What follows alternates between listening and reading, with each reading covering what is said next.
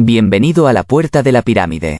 Investiga con nosotros sobre parapsicología y conoce los secretos de lo oculto ante nuestros ojos.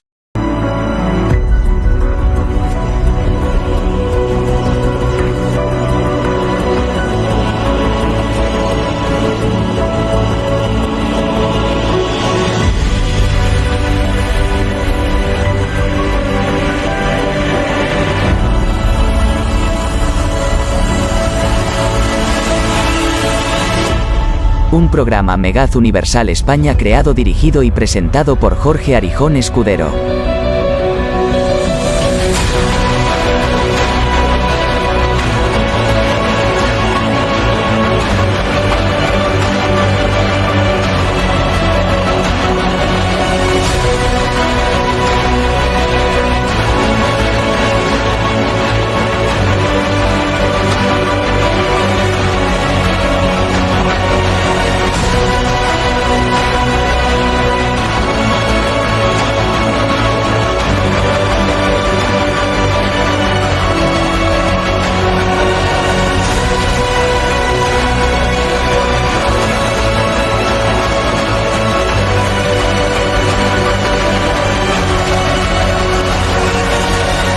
Bienvenidos al mundo de la Puerta de la Pirámide.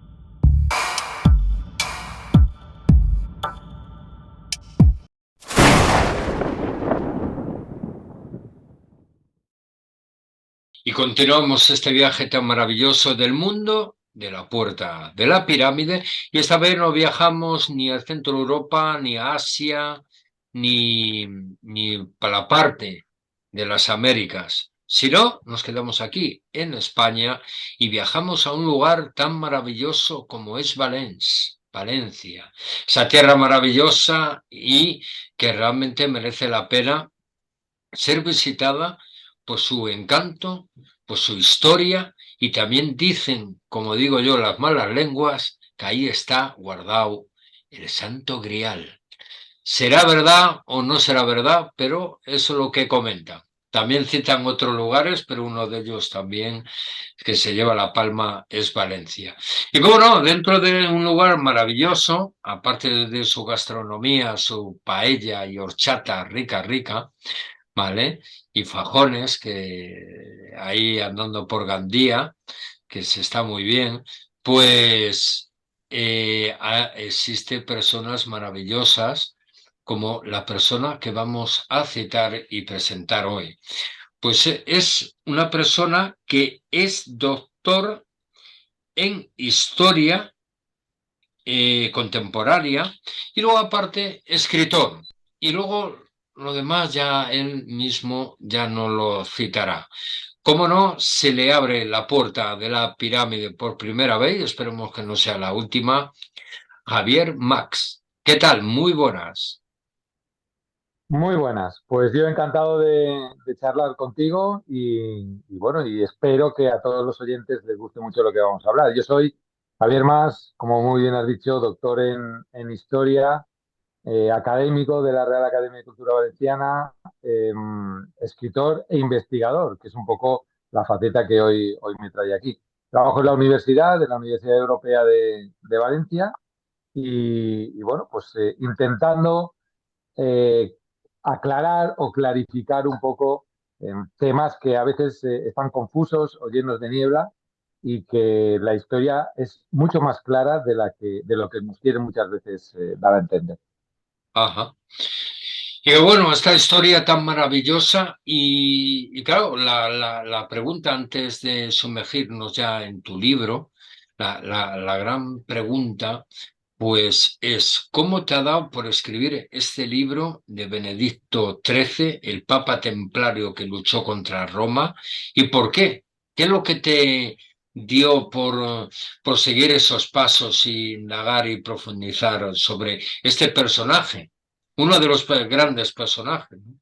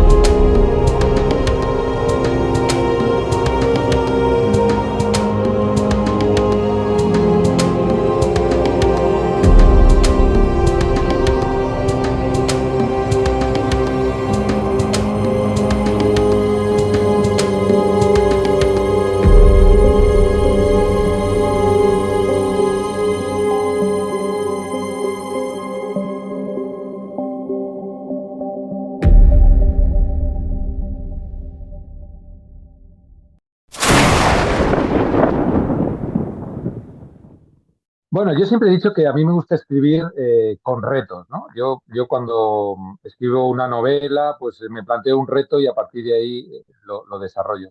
Yo llegué al Papaluna también por un reto, que además no tenía nada que ver. Yo llevé a mis hijos a visitar el castillo de Peñíscola, que es el castillo del Papaluna, que fue sede papal, y me di cuenta que mis hijos, que eran pequeñitos, no entendían el cisma de Occidente. Creo que realmente no lo entendemos nadie, ¿no? Pero a ellos les costaba entenderlo, yo creo que no se explica del todo bien y tal. Entonces decidí escribir una pequeña novelita juvenil para que ellos pudiesen saber de qué iba, ¿no? El rollo este del cisma de Occidente. Y, y bueno, me puse a trabajar, empecé a indagar y ahí fue donde descubrí al gran personaje que es el Papa Luna. Durante un tiempo estuve trabajando con él y luego desapareció de mi vida, por decirlo de alguna forma, y volvió a emerger cuando escribí una novela de una trilogía que decidí hacer sobre la Edad Media, que es la Baja Edad Media, tampoco es la Edad Media pura, se titula María de Castilla. María de Castilla era la gran amiga, por decirlo de alguna forma, del Papa Luna, a la que casó. María de Castilla era la reina de la corona de Aragón. Y ahí vuelve a emerger otra vez con fuerza el Papa Luna y se convierte en un personaje omnipresente en todo lo que voy desarrollando. Luego he escrito La Reina de Espadas, que es sobre Isabel de Portugal, que es cuñada de María de Castilla y emerge en todas partes donde yo estaba trabajando, ¿no? Hasta que al final, pues decidí, orientado también por mi editor, que tenía que escribir un ensayo sobre el Papa Luna, puesto que aparecía por todas partes. Y la verdad es que cuando me sumerjo en la biografía, pues me di cuenta que hay muy poquito escrito de este personaje al que debemos, sin temor a equivocarme, la España actual. No existiría la España tal y como la entendemos ahora mismo sin la presencia, sin la existencia del Papa Luna. Y ahí es un poco donde surge la idea, la chispa, ¿no? Para escribir esta biografía, que es un poco, no es una biografía al uso, no es una biografía cronológica, es una biografía temática donde trato de indagar los grandes temas que rodean al Papa Luna. Ajá. Joder, qué bueno. Y bueno, ya un poco yendo poco a poco, sumergiéndonos. ¿Quién eligió la portada de este maravilloso libro? Bueno, la editorial Almuzara, que es fantástica. Hace unos, los dos libros que llevo con ellos han hecho un trabajo fenomenal en la portada.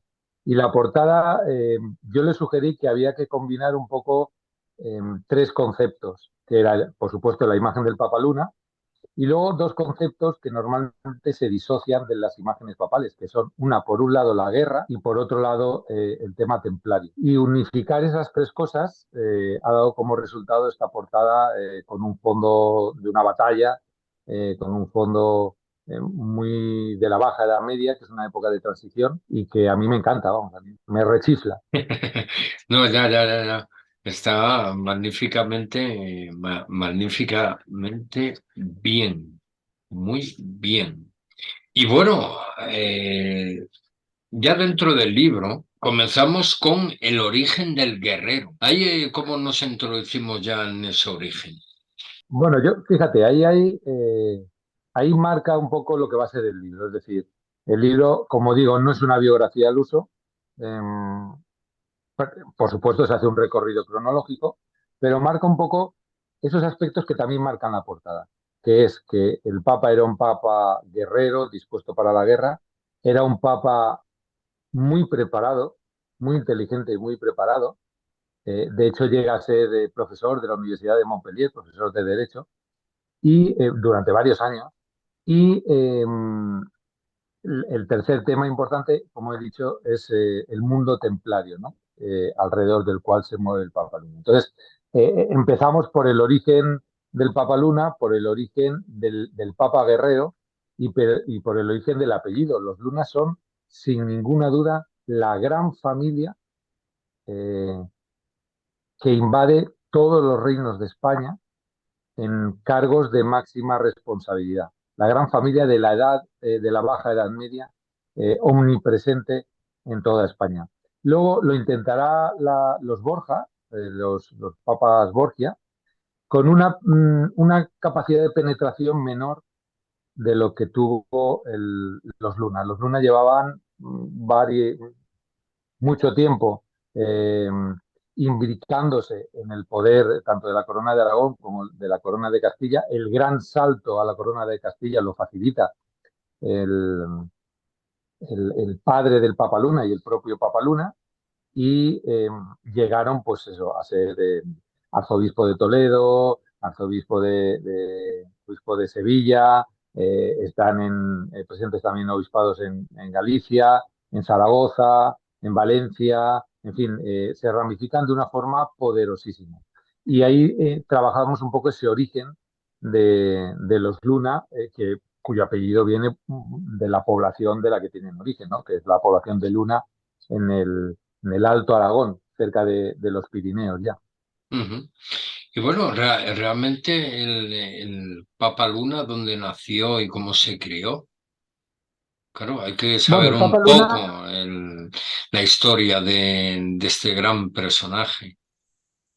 el Papa Luna nace en Illueca. Illueca es una población al sur de Zaragoza, de la ciudad de Zaragoza. Eh, Allí, si alguno lo ha visitado, hay unas visitas muy interesantes, que es tres ciudades que para mí eh, son exactamente iguales en el sentido papal, que son Aviñón, Illueca y Peñíscola. ¿Por qué? Porque si uno visita el Palacio Papal, se encuentra con un castillo eh, medieval, de grandes muros, muy alto, muy difícil, muy inexpugnable. Y esas características, como digo, están en Illueca, están en Aviñón y están en Peñíscola. También deberíamos hacer reflexionar sobre que, por ejemplo, Illueca y Peñíscola son fortificaciones, son plazas, son encomiendas templarias, con lo cual ese diseño de fortaleza religiosa pues está presente en las dos, ¿no? Pero él nace en Illueca y pronto se va a vivir bueno, es el segundón de la familia Luna. El primero se destina, como bien todos sabes, a la herencia, ¿no? A mantener compacta el poder de la familia. Y el segundón siempre acababa siendo miembro de la iglesia. Durante un tiempo, el Papa Luna se educa en el ámbito militar, se prepara como militar. Y llegado el momento, su familia le llama al orden y dice, bueno, vamos a ver, que ya está muy bien eso de ser soldado, pero a ti te toca entrar en la iglesia y hacer carrera eclesiástica. Y se dedica a eso. Y entonces, joven, lo mandan, bueno, joven relativamente, pero bueno, lo mandan a estudiar a Montpellier, a la Universidad de Montpellier, de donde por cierto era Jaime I, el Conquistador. Lo mandan allí y hace estudios de derecho canónico y se licencia, y a partir de ahí continúa en Montpellier ejerciendo su labor como docente, como profesor de derecho eclesiástico. Es muy importante porque ahí aparece una figura que luego, si quieres, hablaremos de ella. Ujú. Quien financia la estancia de los estudios del Papa Luna, de Benedicto, que entonces era Pedro Martínez de Luna, de Pedro Martínez de Luna en Montpellier, es Juan Fernández de Heredia, que es o llega a ser el prior de la Orden de San Juan del Hospital, la orden que todos conocemos como Orden de Malta. Es un dato, simplemente lo dejamos ahí para luego enlazarlo y ver la importancia del papel de este personaje, que muchas veces aparece de forma secundaria, pero es de una importancia vital en la vida del Papa Luna. Ujú. Sumamente interesante. Y bueno, luego de ahí del tema de las guerras, el camino al papado, el papado en Peñíscola, ¿vale? Nos pasamos el Papa Templario. ¿Cómo el Papa Templario? ¿Por qué? ¿Qué Wow. orígenes y ahí se puede sacar bastante conclusión, ¿no? Sobre este Papa, ¿no? Bueno, como hemos llegado muy pronto a ese punto, que me parece estupendo, córtame si hablo demasiado, porque yo aquí ya me voy a empezar a enrollar y esto es Nada, nada, al dificilísimo. contrario, queremos saber y sobre todo lo que le gusta la historia y a todos que queremos aprender a través tuya, pues al contrario.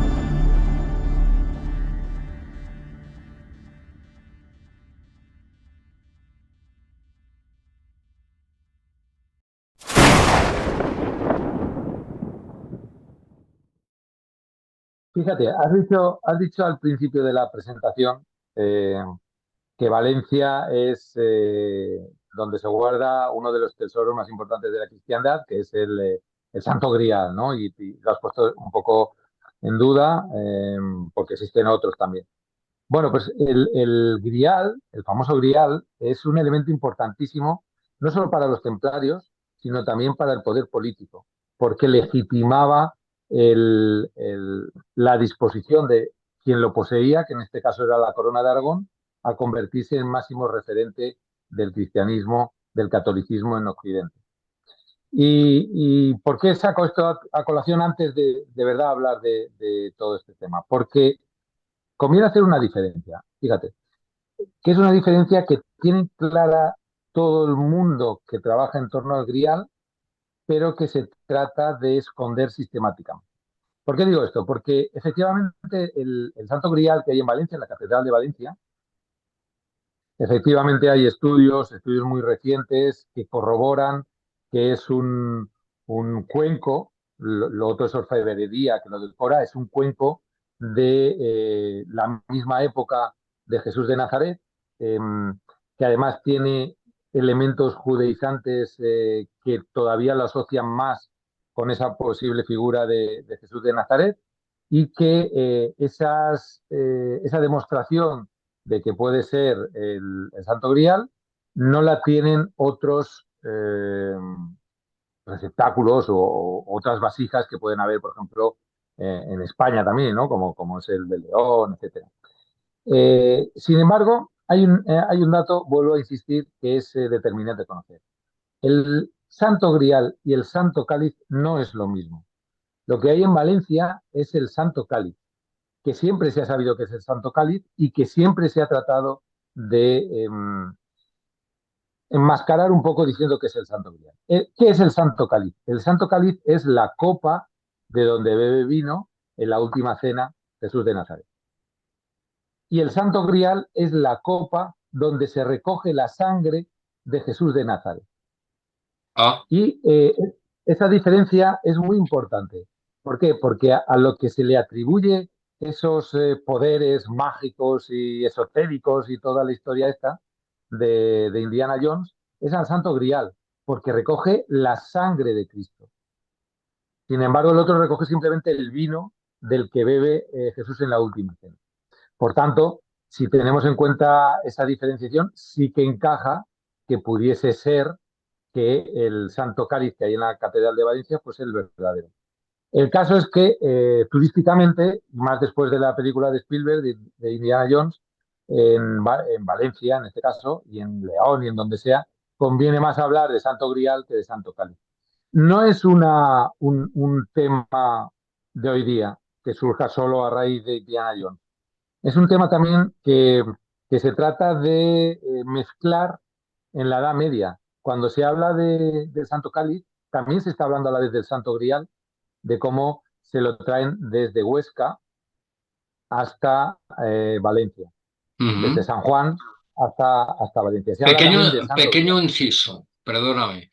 Sí, Según Jesús Callejo Cabo, que es paisano mío, yo soy de León, ¿vale? Yo soy berciano y Jesús Callejo es de León. Yo soy de Castilla y León. Yo nací en zona templaria, Bembibre, donde está el libro Bembibre, el más señor de antiguo, Bembibre. el señor Bembibre de Enrique Gil y Carrasco. Y luego está Ponferrada, el castillo y todo eso. Pero bueno, en Efectivamente. Bembibre existe el palacio, aunque en el palacio también había un palacio medieval y todo, pero bueno, luego arrastra mucho para lo que es Ponferrada, el famoso castillo y todo eso. Y Jesús Callejo, Cabo, dice, Jorge, el Santo Grial está en la Basílica de San Isidoro de León, el Santo Grial. Puede ser. No, pasa exactamente lo mismo que en Valencia. Ahora mismo hay una disputa entre Valencia y León de a ver quién tiene el Santo Grial, pero realmente es el Santo Cáliz, insisto. ¿Y por qué hay esta confusión? Porque hay un momento en el que el Santo Grial desaparece, ¿no? Como todas las reliquias, sobre todo las reliquias de la cristiandad, casualmente, qué casualidad, aparecen cuando Constanza que era la madre de Constantino, pues se va a Jerusalén y de repente ella, qué casualidad, descubre todas las reliquias. Bueno, el caso es que desaparece durante un tiempo y el de León viene por la ruta desde África y el de Valencia viene por la ruta desde San Juan de la Peña. Y ahí está un poco esa disquisición de cuál de los dos es el verdadero. Pero en cualquiera de los casos es el Santo Cáliz, no el Santo Grial. Ojalá fuese el Santo Grial, con lo cual ya no habría disputa entre León y Valencia, porque uno tiene el Santo Sí, Cáliz y sí, el otro sí. tendría el Santo Bueno, Grial. otros dicen que es la sangre de la hija de Cristo, que Jesús tuvo descendencia.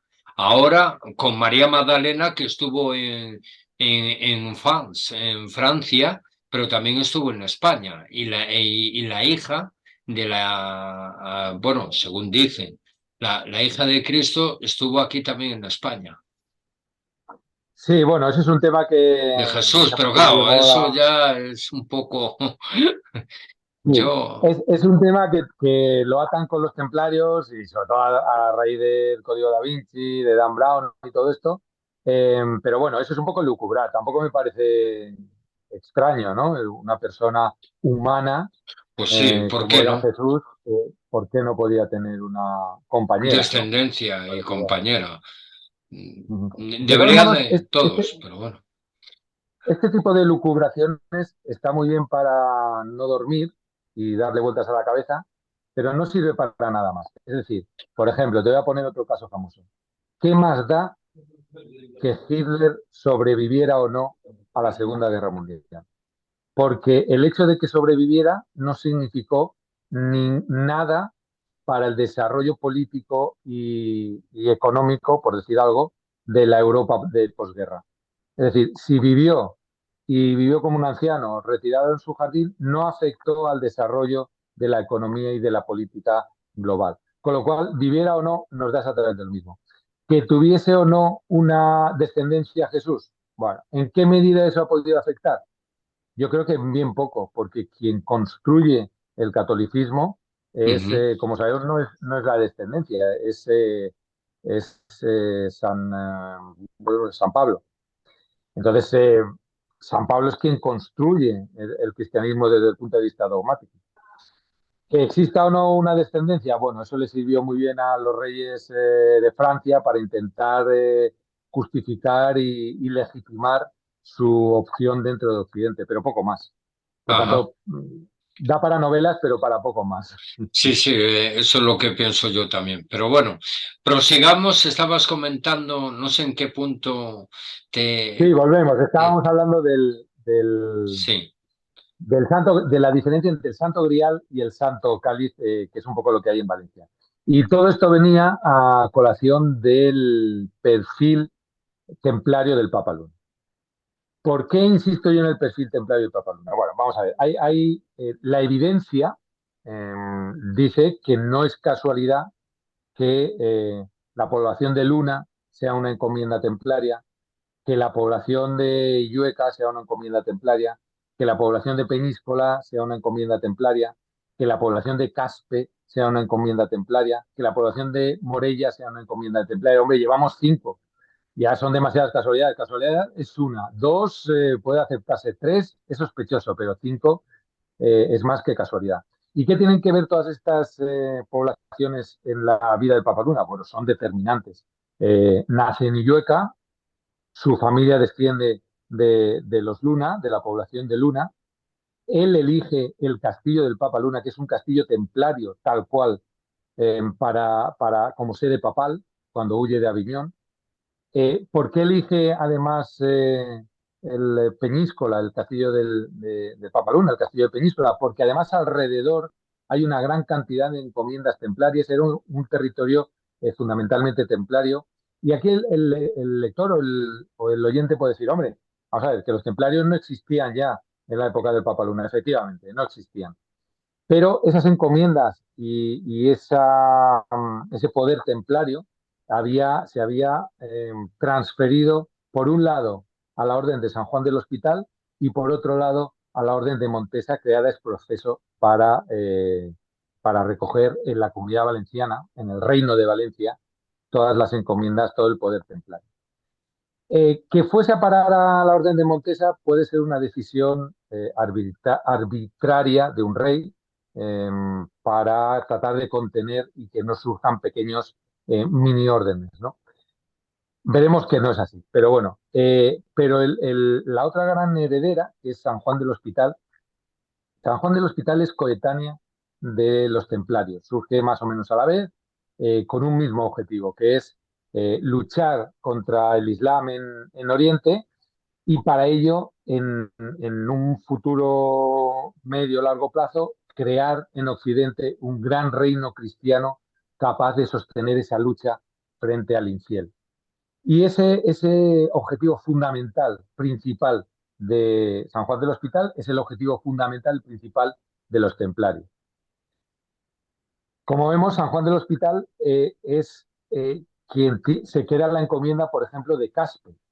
Caspe es la población elegida por el Papa Luna, por un lado, y por Juan Fernández de Heredia, que ya empieza a salir, como hemos dicho antes, para decidir qué dinastía va a ser la que ocupe el trono en la corona de Aragón. Es decir, son los que eligen a los Trastámara para ocupar el trono. Y eligen Caspe, que es una encomienda de San Juan del Hospital. Morella, que es donde se reúne el rey de la corona de Aragón con el Papa, con Benedicto XIII, es una encomienda templaria. Perpiñán, que pertenecía en la Edad Media a la corona de Aragón, hasta que se lo quedan los franceses, es elegido también por el Papa para hablar o negociar con el emperador del Sacro Imperio Romano, Segismundo, perdón, el Sacro Imperio Germánico, eh, la posibilidad o no de abdicar como Papa. Es decir, hay una serie de coincidencias que trascienden la pura casualidad. Aparte, es lógico que el Papa Luna, que tenía ese vínculo templario, eligiese Peñíscola, porque alrededor de Peñíscola, en el norte de lo que es la Comunidad Valenciana, de lo que es la provincia de Castellón, era todo encomiendas templarias, era un territorio templario. ¿Y eso qué suponía? Suponía que si él instalaba la sede papal, la sede pontificia en Peñíscola, podía tener ingresos de los impuestos que pagaban las poblaciones de alrededor. Bueno, estamos hablando de Morella, de San Mateo, de Alcalá de Chivler, en fin, toda una serie de poblaciones que existen hoy día. Por lo tanto, se aseguraba financieramente su papado. ¿Y dónde más aparecen los templarios? Pues en la figura que hemos dicho antes, que es fundamental para entender el ascenso del Papa Luna, que es Juan Fernández de Heredia. Hemos dicho que era prior.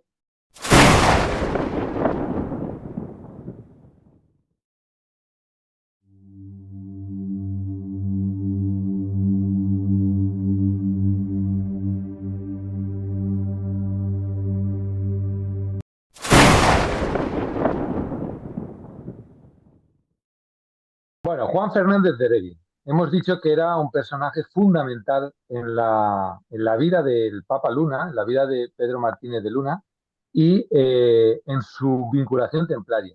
Hemos visto cómo todo lo que le rodea geográficamente, que todas esas poblaciones tienen que ver con el Temple o con los herederos del Temple, que son San Juan del Hospital y la Orden de Montesa.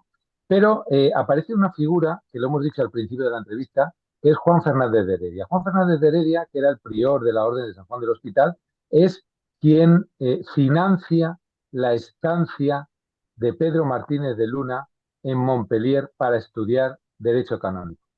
Hombre, eso ya nos tiene que poner sobre alerta. Pero además es quien financia la carrera hacia el papado de Pedro Martínez de Luna. Para entendernos, la elección del Papa necesita la compra de votos, sin más. Cuantos más votos se compran, más fácil tiene el acceso al papado. Y quien se encarga de financiar, de comprar esos votos con dinero, es Juan Fernández de Heredia. Pero para más redundancia, una vez accede al papado, el Papa Luna se encuentra con unas arcas papales no malas, sino lo siguiente. Tenía empeñadas hasta las joyas papales, las joyas bueno, que usaban los distintos papas y demás, las tenía embargadas a la llegada al papado. ¿Quién es el que da dinero para quitar los embargos sobre esas joyas?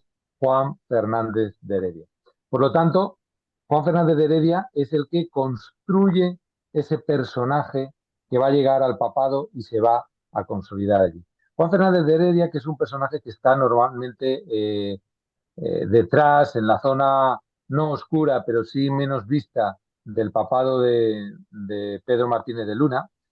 Al poco de llegar el Papa Luna a su nuevo trono papal en Aviñón, eh, marca que quien se va a encargar de sus ejércitos papales va a ser Juan Fernández de Heredia. Es decir, le da una posición determinante en la política, en el engranaje de Aviñón. Este papel que luego además va a heredar un sobrino del Papa Luna, que es Rodrigo de Luna. Pero eso lo veremos más adelante. Juan Fernández de Heredia se convierte en la figura que le susurra al oído desde el principio a, a Benedicto XIII. Por tanto, hemos visto que es el prior de la Orden de San Juan del Hospital quien construye o quien permite el acceso de Pedro Martínez de Luna al papado. Es quien pone la ciudad de Caspe, que le pertenecía, era una encomienda que le pertenecía a él dentro de la Orden de San Juan del Hospital. La Orden de San Juan del Hospital, además de estar asentada en la Corona de Aragón, se expande por la Corona de Castilla, precisamente con gran intensidad a partir del papado del Papa Luna y a partir de cuando se hace con el cargo de prior Juan Fernández de Heredia. Y fijaos, vamos a lanzar algunos datos simplemente para la reflexión. En esos momentos, en España había tres grandes reinos. El reino de tres grandes coronas, la corona de Aragón, la corona de Castilla y el reino de Portugal. Curiosamente, en esa época coinciden tres reyes Juanes en las tres coronas. Juan de Portugal, Juan II en Castilla y Juan II también, el padre de Fernando Católico en la corona de Aragón. ¿Casualidad? Bueno, estamos en el límite entre lo que podría a lo mejor ser casualidad y lo que ya es una evidencia. Recordemos que la Orden de San Juan del Hospital es la que en esos momentos manda como heredera del templo. Y el gran objetivo sigue siendo el mismo que la Orden del Temple, es decir, tener un gran reino en Occidente capaz de enfrentarse en Oriente al Islam. Por tanto, el gran reino de Occidente iba a ser la península ibérica. La península ibérica que era la heredera del gran reino visigodo, que a su vez era heredera de la Hispania romana, ¿no? Eso es lo que pesa un poco en la mentalidad de la época bueno, no solo de la orden o de las órdenes religiosas, sino también del común de todos los habitantes de la península. ¿Y por qué digo esto? ¿Por qué apuesta en determinado momento la Orden del Temple por la corona de Aragón? Bueno, ahí viene el problema de por qué desaparece la Orden del Temple y por qué no desaparece en la península ibérica. Desaparece en Francia porque acumulan toda la sabiduría conocida y no conocida, y si venimos de extraterrestres o Jesús se casó con María Magdalena y tuvo descendencia, en fin, todo lo que queramos. Pero la realidad más obvia es que en un determinado momento la Orden del Temple piensa que tiene que apostar por una dinastía real para poder controlar un reino y apuesta por la dinastía de Aragón, de la corona de Aragón. Hasta el punto de que, como sabemos, a Jaime I lo educan en Monzón, que es una encomienda templaria, está educado a cargo de templarios y a partir de ahí los reyes que se suceden de Jaime I el Conquistador son reyes templarios, al punto de que, por ejemplo, Ramón Berenguer pues, dice abiertamente que pertenece a la orden templaria. ¿Por qué desaparece? En Francia, porque los templarios, que es una orden que nace en Francia, en lugar de apostar por Francia, por la corona francesa, por el rey de Francia, como el gran hacedor de ese reino occidental supremo que esté por encima de los demás para enfrentarse a Oriente, los templarios apuestan por su enemigo mortal, que era la corona de Aragón. No era Castilla, ni era Inglaterra, era la corona de Aragón, que era quien disputaba el Mediterráneo con Francia. De forma que decide anular la orden templaria. ¿Cómo puede llegar a anular la orden templaria? Porque además la corona francesa tenía dentro de su territorio la sede papal, que era Aviñón.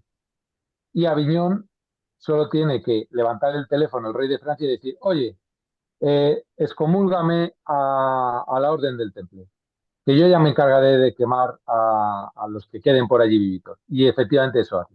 los quema, también se queda Sin con llamar las por riquezas del teléfono, temple, claro, sería a través de sin, algún... sin llamar por teléfono. Sí, ya, ya. No existía el móvil. Sí, ya, ya, ya. El caso es que se queda con todas las riquezas y se queda con todo el poder también humano de la Orden del Temple. Pero, curiosamente, en la Corona de Aragón, o no tan curiosamente, no solo no existe una persecución sobre la Orden del Temple, sino que se facilita el trasvase de las personas y de las riquezas de la Orden del Temple a San Juan del Hospital. Y cuando ese trasvase no se puede producir o le conviene al rey, Martín el Humano, en este caso, que se transfiera a una nueva orden, se crea una orden como la Orden de Montesa para chupar, digamos, atraerse, integrar a esos desheredados de la Orden del Temple. Por tanto, la Orden del Temple apuesta por la Corona de Aragón como ese gran reino, como ese germen del gran reino en Occidente. A partir de ese momento, lo que tratan es de unificar la corona de Castilla, la corona de Aragón y el reino de Portugal. ¿Lo consiguen? Sí. ¿Quién es el gran arquitecto de esa unificación de los reinos? Benedicto XIII, el Papa Luna. El Papa Luna es el que se encarga de, a través de la familia, copar toda la jerarquía eclesiástica, copar también todo el poder político. No hay que olvidar que Álvaro de Luna, que es sobrino del Papa Luna, es el valido, el condestable de Castilla, es quien manda realmente en Castilla en el reinado de Juan II. Juan II era un rey un poco débil y quien manda es don Álvaro de Luna. Hay que recordar que cuando fallece el Papa Luna, quien se convierte en prior de la Orden de San Juan del Hospital en la Corona de Castilla es su sobrino, Rodrigo de Luna, que había sido capitán de los ejércitos papales del propio Papa Luna. Hay que recordar que además los Luna se imbrican con la nobleza castellana para tratar de atraerlos y forjar ese gran reino. Y sobre todo, y yo creo que esto es no lo más importante, pero sí lo que mejor entenderá la gente.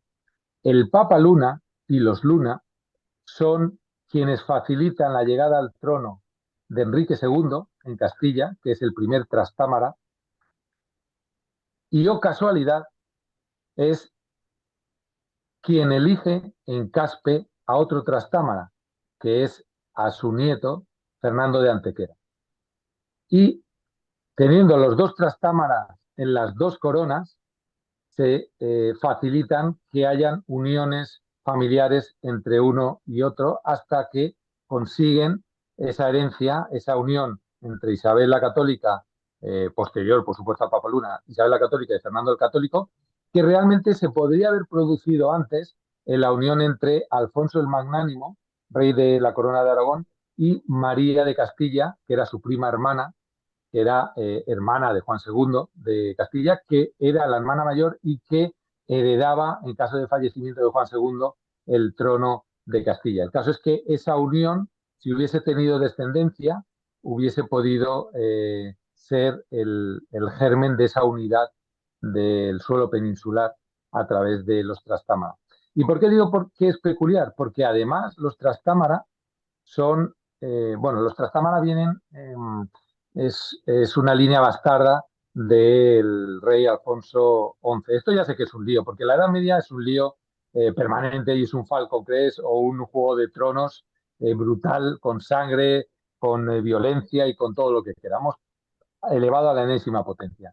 Pero bueno, para que lo entiendan, es un lío y no tienen que prestar excesiva atención en los nombres, pero sí en el origen de todo. Es decir, los Trastámara vienen del matrimonio de Alfonso XI con un amante, ¿no? Y entonces uno de sus hijos le disputa el trono al rey legítimo, que es Pedro el Cruel, y Alfonso, que quería mucho a su amante y por tanto a sus hijos bastardos, les da parabienes y entre ellos les nombra señores de Trastámara, el condado de Trastámara. Trastámara es una población que está en Galicia y curiosamente, a través de esa población y de una gran familia en Galicia, es cómo llega y se afianza la orden templaria en suelo gallego. Por tanto, tampoco perdamos de vista todo lo templario en torno a la elección de los trastámanos. ¿Cómo ayuda? Porque, claro, ¿cómo puede ser que sea nieto y sea Fernando de Antequera nieto y facilite el acceso al trono de la Corona de Aragón, y también a Enrique II, que era su abuelo, y lo facilite también eh, Benedicto XIII? Porque es que Benedicto XIII vivió 94 años y le dio tiempo a ver, que este es un dato muy interesante, cómo morían todos sus enemigos, excepto el último, porque ya no podía aguantar más. Pero murieron ante sus ojos todos sus enemigos, con lo cual le reafirmó en que era el Papa legítimo. Bueno, decía, ¿cómo facilita el acceso del primer trastámara al trono de Castilla? Bueno, pues porque Enrique huye tras la derrota la primera derrota con Pedro I, huye de Castilla, y quien le ayuda a huir hasta la frontera a través de la Corona de Aragón es el hermano mayor de Benedicto XIII, que es Juan. Y a partir de la frontera con Francia, quien le ayuda a llegar a Aviñón, donde reside Enrique II y su mujer Juana, y quien le presenta al rey de Francia, que le va a dar el ejército suficiente para luchar contra Pedro el Cruel e imponerse y quedarse con el reino de Castilla, es Benedicto XIII, es Pedro Martínez de Luna, que en esos momentos era cardenal. Eh, si estoy hablando mucho, me cortas, porque ya te digo que como es un tema que me apasiona, espero que les apasione también a los No, no, oyentes, no, no, porque al con esto, contrario, está muy bien porque me va gustando cómo lo vas desarrollando, por lo troceando. menos para que tanto yo como nuestros oyentes, pues nos demos cuenta un poco de qué personaje estamos hablando y qué otros personajes estaban a su alrededor que hacen de que él sea uno de los más Determinante, sí. determinantes y nombrados en el mundo de esa época, ¿vale? Bueno, Y pues bueno, fíjate, sí, sí, sigue hablando y luego no, te iba, no, sí. acabo con los Trastámara. Fíjate que, como digo, es quien le presenta al rey de Francia y facilita los contactos y el apoyo. En esos momentos, Pedro Martínez de Luna, que era cardenal, insisto, eh, está bien con el rey de Francia. El papado de Aviñón pertenecía a Francia, y por tanto el rey de Francia se sentía poderoso, y en ese caso, en este caso, ayudó a lo que buscaba el papado, ¿no? Entonces, Enrique entra en Castilla, vence a Pedro el Cruel con ayuda de Du Guesclin, que era el famoso mercenario francés que ha hecho famosa la frase de: yo ni quito ni pongo rey, solo sirvo a mi señor, cuando da muerte Enrique a Pedro. Bueno, por ahí entra el Trastámara en Castilla. Eso facilita que el Papa, Clemente VII, nombre a Pedro Martínez de Luna, que era cardenal, lo nombre legado papal en Castilla, es decir, la persona que más manda en la religión en la corona de Castilla. Y en esos momentos es cuando el Papa Luna, que entonces no era, insisto, el cardenal Pedro Martínez de Luna, empieza a extender, ramificar su poder a través de la familia y a través de personas vinculadas con la Orden del Temple, o que eran herederas de la Orden del Temple, a través de San Juan del Hospital. Es cuando controla Sevilla, controla Toledo, controla también la Universidad de Salamanca, controla aspectos, es el que va a permitir abrir Castilla hacia Italia y por tanto incorporar el Renacimiento. En definitiva, es quien va a consolidar el poder de los Luna en Castilla. Hay que recordar que el Juan II elegirá a Álvaro de Luna, como hemos dicho, condestable de Castilla, que es sobrino del Papa Luna, un tiempo después. Bueno, ahí se quedan los Trastámara en Castilla. Y en Aragón hemos dicho que fallece sin descendencia Martín el Humano, y el hijo que había tenido había fallecido, pero tiene el hijo que había tenido, que era Fadrique, tiene otro hijo, que además era nieto de Martín el Humano. Hemos dicho que era rey. Martín el Humano se casa con María de Luna, Luna, otro miembro de la familia que llegó a ser reina, llegó a tocar la sangre real. Y eligen Caspe para decidir quién va a ser el rey de la corona de Aragón. El que tenía todas las papeletas para ser el rey de la corona de Aragón, como era lógico, pues era un Luna, que era Fadrique de Luna, que era el nieto de Martín el Humano. Curiosamente o casualmente, la casualidad ya digo que pocas veces en la política existe y menos en la historia, él se desplaza cuando ya se convoca a Caspe, el compromiso de Caspe, se desplaza a Castilla y casualmente fallece, lo asesina. A partir de ese momento, el candidato preferido por Pedro Martínez de Luna, por el Papa Luna, por Benedicto XIII, que era quien iba a decidir quién iba a ser el rey, pasa a ser Fernando de Antequera, que era descendiente, que era trastámara y descendiente, por lo tanto, de Enrique II, que era una familia que ya controlaba el Papa Luna. Por lo tanto, el Papa Luna elige, no son los trastámara los que se imponen en Castilla, en la corona de Aragón, como algún historiador pro-catalán pretende. No, es al revés. Es el Papa Luna quien elige a los trastámara para imponerse como reyes de la corona de Aragón. Y es quien consigue que finalmente el, el, el sueño templario de esa unidad, de ese gran reino de Occidente, empiece a cobrar forma.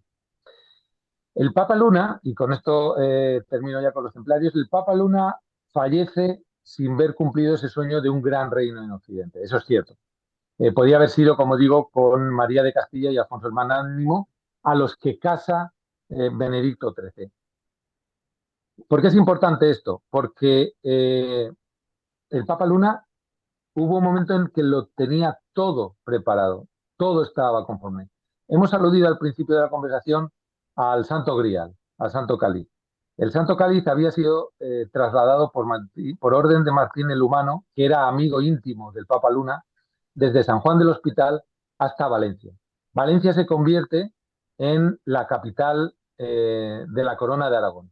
El Palacio Real es donde permanecen de forma estable Alfonso el Magnánimo y María de Castilla. Y allí es donde se traslada el Santo Grial. No se traslada a la catedral, se traslada al Palacio Real. ¿Por qué? Porque era una forma de legitimación de la dinastía de Aragón como herederos de ese reino, gran reino occidental del catolicismo. Tenía, por un lado, el Santo Grial y, por otro lado, otra de las reliquias más importantes de la cristiandad, que era la tiara de San Silvestre, que era la corona con la que se coronaban los papas desde Silvestre, el Papa Silvestre, en el siglo IV. Bueno, pues quien no se coronaba con esa corona no era papa legítimo. Y curiosamente, lo que hace Benedicto XIII cuando tiene que huir de Aviñón por la noche disfrazado de monje y después de hacer un agujero en el muro, es con la tiara de San Silvestre, porque legitimaba su poder.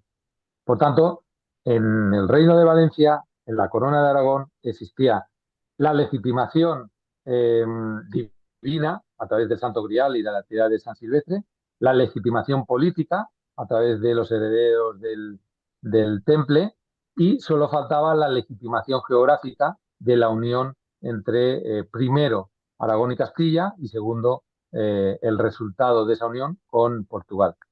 En este punto podemos decir que el sueño del Papa Luna no es que se cumpliese, o de los templarios, no es que se cumpliese exactamente con los reyes católicos, fue la primera parada de los dos grandes procesos. Isabel y Fernando unifican Aragón y Castilla, y posteriormente con Felipe II se conforma ese gran reino en Occidente que une también Portugal a la corona de España. Fíjate, en la época de Felipe II es cuando se produce la batalla de Lepanto y la victoria del catolicismo frente al islamismo. ¿Casualidad? Bueno, interpretaciones de la historia hay muchas. Pues sí, qué bueno, qué buen resumen, por lo menos para ir conociendo un poco a Benedicto XIII, ¿eh? Y era un gran estratega, ¿no?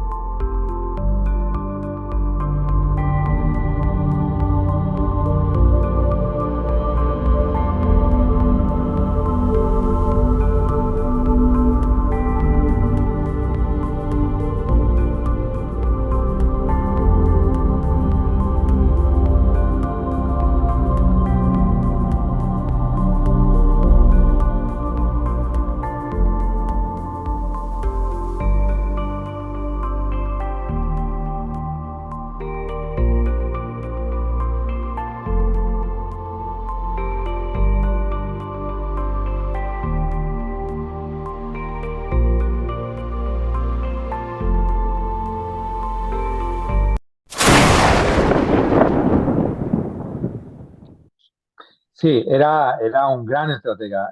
Yo creo que en el fondo, primero, porque tuvo una preparación militar antes de ingresar en la universidad, él realizó estudios sí, de estrategia militar, pero es que además está muy bien preparado desde el punto de vista académico. Si juntamos las dos cosas, al final sale un gran estratega. Fíjate que él es quien comanda el ejército de Clemente VII, que Ah, avanza desde Aviñón hasta Roma para enfrentarse al ejército ya cismático del Papa de Roma, que estaba apoyado por el duque de Ferrara. Él es quien prepara hasta dos campañas contra Roma, dos ejércitos desde su propio papado, desde Peñíscola.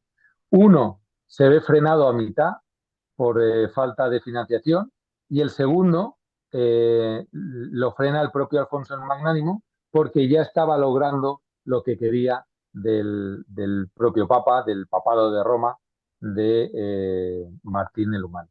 Realmente al final de su vida el Papa Luna se convierte con la edad un poco en un instrumento de la política exterior de Alfonso el Magnánimo.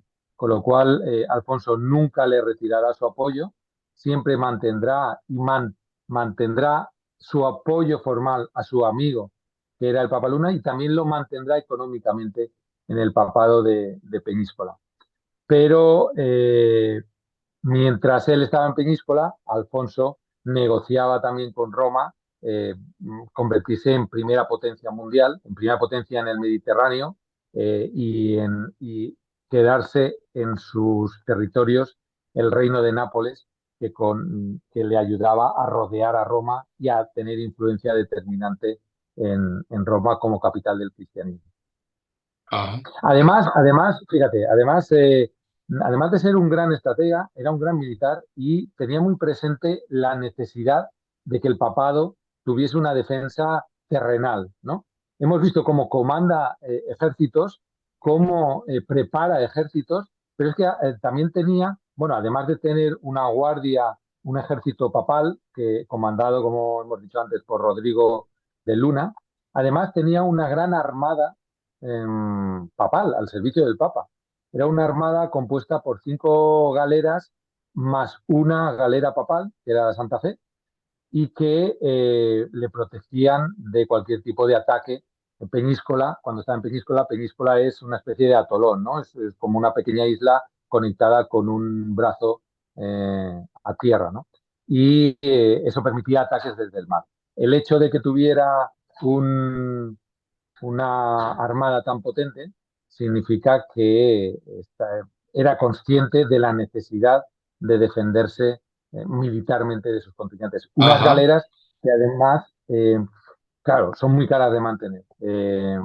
Eran unas galeras potentes y muy bien entrenadas, pero caras. Y para mantenerlas lo que hacía era ayudarse de la financiación que le daba el rey de la Corona de Aragón, Alfonso el Magnánimo, y a cambio prestaba esta armada papal a las campañas navales del rey a África, a Nápoles, etc. Qué bueno, qué bueno. Sí, señor. Y aquí escuchando al gran maestro Javier Max, que le encanta y a nosotros nos sumerge más en este mundo. Y bueno, también habías citado al principio un personaje que habías dicho que luego íbamos a hablar de él, de Francia, ¿no? Que también Bueno, desempeña un gran papel o lo hablamos un poco más tarde. sí.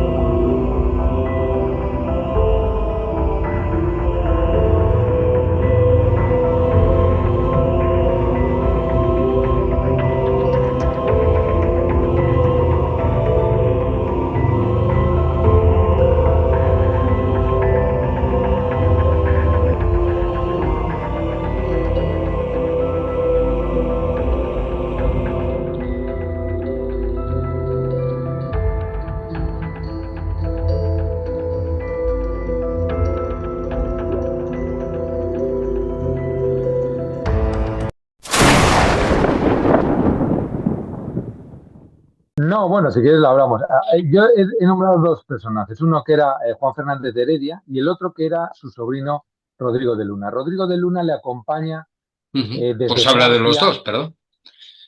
Sí, bueno, Juan Fernández de Heredia hemos visto que era el prior de la Orden de San Juan del Hospital y Rodrigo de Luna le acompaña desde Francia en todo su periplo vital a Pedro Martínez de Luna, al Papa Luna. Le acompaña desde ese asedio. Fíjate, el rey de Francia había acabado con los templarios porque los templarios, digamos, le habían traicionado y se habían pasado al bando de la corona de Aragón. Y el rey de Francia, cuando asume el papado un papa que no es francés, que es aragonés, entiende que tiene al enemigo en casa. Igual que había acabado y quemado a los templarios en Francia, pretende hacer lo mismo con el papado de Aviñón. Y se convierte el rey de Francia en el gran aliado de Roma.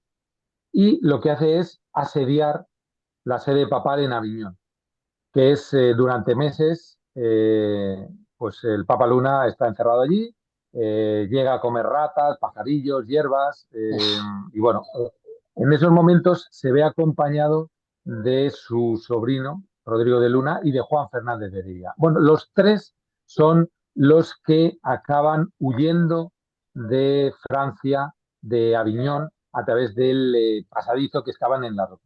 Y a partir de entonces Rodrigo se convierte en jefe del ejército papal en Peñíscola.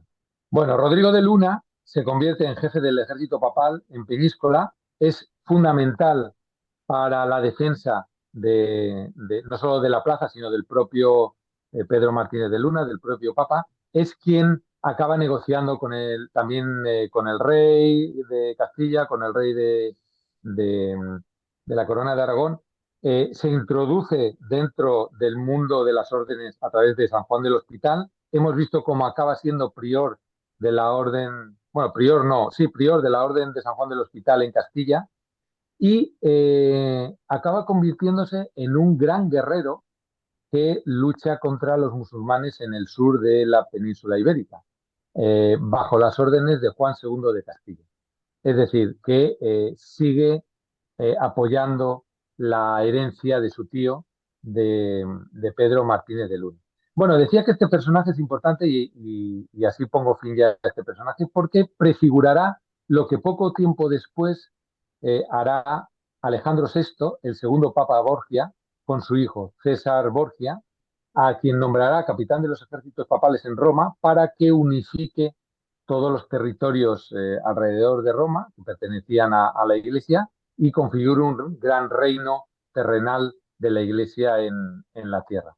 Y la diferencia entre Rodrigo y César Borgia será que César acabará su carrera, su brillante carrera militar, por la muerte de su padre, de Alejandro VI, porque hay que recordar que César hubo un momento en el que pudo haberse convertido en el gran capitán. Fernando el Católico lo podía haber nombrado jefe del ejército en Nápoles. Y, sin embargo, Rodrigo Martínez de Luna acaba su carrera como un gran estratega, como un gran guerrero y como un gran monje guerrero perteneciente a la Orden de San Juan del Hospital. Hay que decir que el Papa Luna prefigura, o Rodrigo prefigura esa figura de César Borgia, pero es que quien aupa, quien le da fuerza a los Borgia como tal, es el propio Papa Luna, que se apoya en Alfonso de Borja, que era,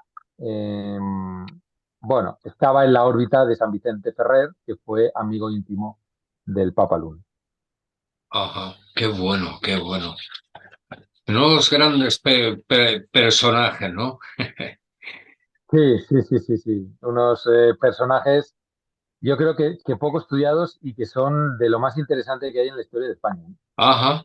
Y bueno, realmente ya casi lo acabas de citar porque fue como un gran enemigo, pero ¿por qué realmente luchó contra Roma, el Papa este, el Papa Luna? Porque Francia se juntó con tal y no luchó solo con Roma, luchó con Roma y con Francia, ¿no? Sobre todo Sí, París, sí, ¿no? efectivamente. No, no, lo acabas de explicar muy bien. Francia se alía con Roma para tirar a Benedicto XIII y Benedicto XIII cuenta con el apoyo de Alfonso el Magnánimo y de la Corona de Castilla, además de Escocia, Irlanda, etcétera, ¿no? Bueno, ¿por qué contra Roma? Porque luchó precisamente en un momento el cisma de Occidente contra el otro papa que había sido promocionado por el rey de Francia y que era cismático, ¿no? Entonces el Papa Luna decía, yo soy el legítimo y por tanto el ilegítimo tiene que desaparecer. Y esa lucha permanente contra Roma, en la que van muriendo todos los papas que se eligen, eso es curioso, y en la que al final Martín V sobrevive al Papa Luna y acaba quedándose con la herencia, termina con el cisma de Occidente. Hay que decir que el cisma de Occidente no termina con la muerte del Papa Luna. Al Papa Luna le sucede Clemente VIII, que es también otro aragonés, que es Gil Sánchez, y que es nombrado papa y que abdica después de 10 años en San Mateo. Curiosamente, una encomienda perteneciente a la orden de Montesa, que es heredera de la orden de los templarios. Y Ajá. Martín es quien acaba ganando esa guerra o no, porque realmente yo creo que Pedro Martínez de Luna, el Papa Luna, no termina nunca de perder la guerra. Aunque el Concilio de Constanza determina que el Papa verdadero es Martín, tú no puedes. Esto es como cuando uno es cura. Uno es cura para toda la vida, aunque se case y aunque se salga de la iglesia. Pues Ujú. un papa es lo mismo, siempre es papa. Y él no deja de ser papa, aunque haya otro papa, que en este caso era Martín. Por lo tanto, él no solo sigue siendo papa, sino que sigue recibiendo el apoyo durante toda su vida de Alfonso el Magnánimo. Qué bueno, qué bueno. Y, y de ahí nos vamos a centrarnos, ¿vale? Y bueno, este papa también tenía, le llaman, o también tenía como fama el papa de los misterios. ¿Por qué? Si nos puedes comentar un poco y luego profundizamos en algunos misterios.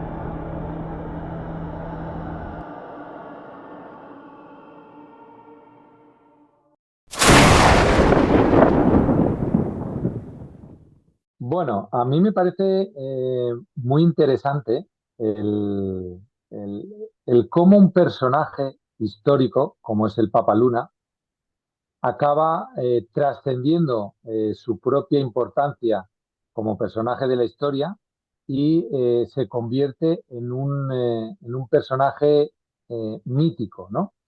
De forma que hoy en día se le conoce más por esos misterios, ese halo misterioso que hay alrededor de él, que por su trascendencia política. ¿Por qué digo esto? Porque, por ejemplo, todo el mundo habla del tesoro, del famoso tesoro del Papa Luna, pues uno de los misterios, ¿no? que le rodea, que si cuando muere el tesoro se esconde en el interior de la roca que sostiene el castillo de Peñíscola.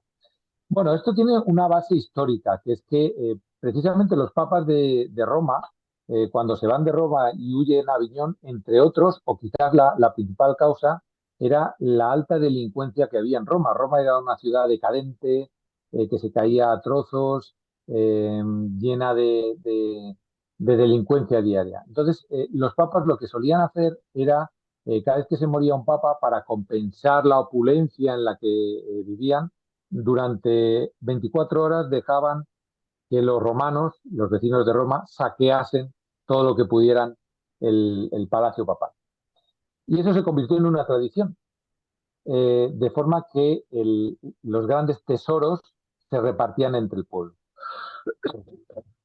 En el caso del Papa Luna, no existía esa situación deprimente en la población de Peñíscola. Era una población que vivía bastante bien, el pueblo me refiero, y además el pueblo quería al propio Papaluna, lo adoraba. Entonces lo que hacen es sus más allegados, sobre todo Bonifay, dos cardenales, Bonifay y Jean Carrier, lo que hacen es atarlo todo para que no se produzcan altercados a la muerte del Papa. ¿Cómo lo atan? Pues realmente el Papa Luna fallece en mayo, en 1423, hace ahora 600 años, y durante un mes no comunican a nadie que había fallecido.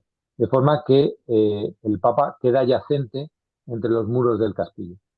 Y eso precisamente, claro, era una persona de 94 años, enjuta, delgada, que posiblemente ya solo le quedaba la piel, por así decirlo, muy huesuda, eh, en un castillo con unos muros muy amplios, con una temperatura ideal, facilitan que el cuerpo no solo no se descomponga, sino que quede casi momificado, ¿no? Incorrupto. Y cuando finalmente logran decir que se ha muerto el Papa, exhiben el cuerpo y durante ese tiempo se habían repartido el tesoro del Papa Luna y el más fiel de los dos era Jean Carrier, se mantiene junto al Papa, pretende con ese tesoro eh, tratar de defender el honor de Benedicto XIII y Bonnefay, que era su otro cardenal, pone pies por tierra, pies en polvorosa y se larga con el tesoro y huye. Bueno, pues en ese interregno, el tesoro pues acaba desapareciendo, por un lado en manos de Bonnefay y por otro en manos de Jean Carrier, que lo utiliza para financiar un cuerpo de élite que son los trainers.